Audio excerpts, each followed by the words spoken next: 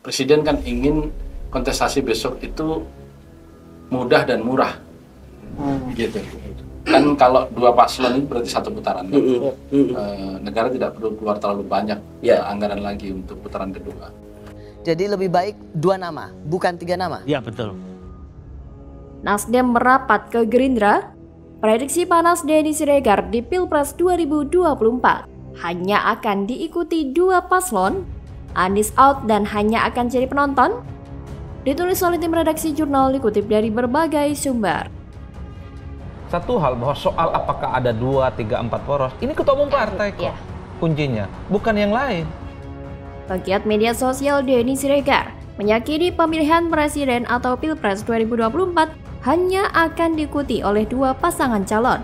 Dari 3 kandidat calon presiden yang telah mengemuka, bakal calon presiden dari Koalisi Perubahan untuk Persatuan atau KPP Anies Baswedan yang akan terlempar dari kontestasi.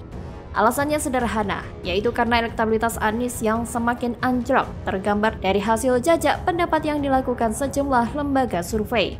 Adapun partai politik pengusung Anies akan terbagi ke 2 kubu, yaitu kubu Prabowo Subianto dan Ganjar Pranowo. Partai Nasdem dan Partai Keadilan Sejahtera atau PKS diprediksi bergabung ke kubu Prabowo, sementara Partai Demokrat bergabung ke kubu Ganjar Pranowo.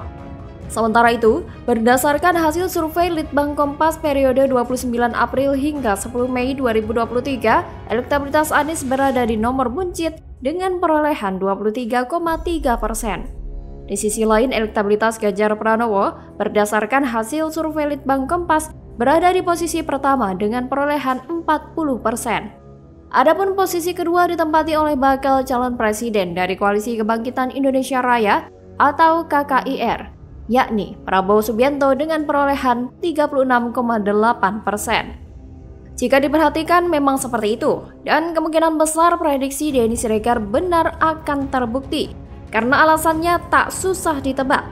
Karena Presiden Jokowi paham bahwa orang yang berseberangan dengan dirinya tak mungkin melanjutkan warisan dan program kerja Jokowi setelah selesai menjabat.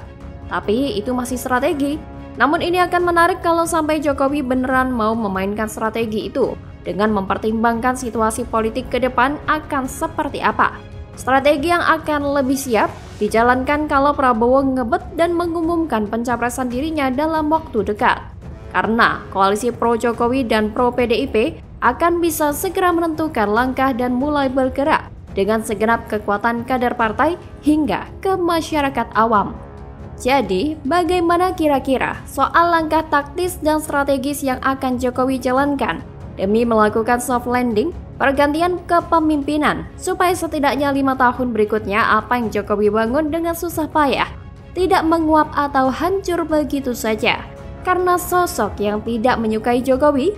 Demi biaya Pilpres yang lebih hemat, saya lebih memilih hanya ada 2 capres pada Pilpres 2024 nanti, supaya siapapun yang mendapatkan suara lebih banyak akan menjadi penerus Jokowi Ma'ruf Amin.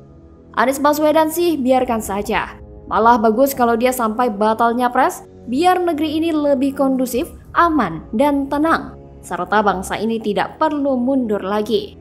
Tapi jika dilihat, peluang Anies saat ini hanya ada pada Nasdem. Tapi entah mengapa, saya merasa posisi Anies tidak aman sepenuhnya, karena elektabilitasnya di beberapa survei juga tidak menguntungkan bagi Anies. Selain itu, pamor Nasdem juga anjlok setelah mengusung Anies. Dengan ini, panggung politik Anies yang dibangun dalam waktu 5 tahun lewat tata kata bisa terancam kolaps. Capek-capek jualan mimpi, didukung oleh pendukungnya yang fanatik, serta jungkir balik membanggakan JIS dan Formula E terancam sia-sia. Semua itu tentu bisa membuat Anies dan pendukungnya berdebar-debar, menunggu dalam ketidakpastian. Maka dari itu, tak usah mimpi ikut pemilu lagi. Memang baiknya Anies jadi penonton saja, karena memang lebih cocok jadi komentator. Dia lebih lihai menggunakan kata-kata ketimbang bekerja. Bersamaan dengan Anies, nasib AHY pun masih belum cerah. 2 orang ini bermimpi jadi pemimpin. Jadi kalaupun diusung, kemungkinan duet Anies AHY yang akan terjadi. Itu pun dengan syarat Nasdem, Demokrat, dan PKS bersatu. Tapi kalau gagal, dua-duanya hanya bisa duduk di pojokan sambil gigit jari. Bagaimana kalau menurut Anda? Itu jadi beban atau kasih Gibran aja kan. Ngapain pilih Anies kalau dia separuh? Waduh, wajah baru Rocky Gerung ungkap Anies Baswedan tidak pantas dipilih dalam Pilpres 2024. Tamparan telak nih bos. Ditulis oleh tim redaksi jurnal, dikutip dari berbagai sumber.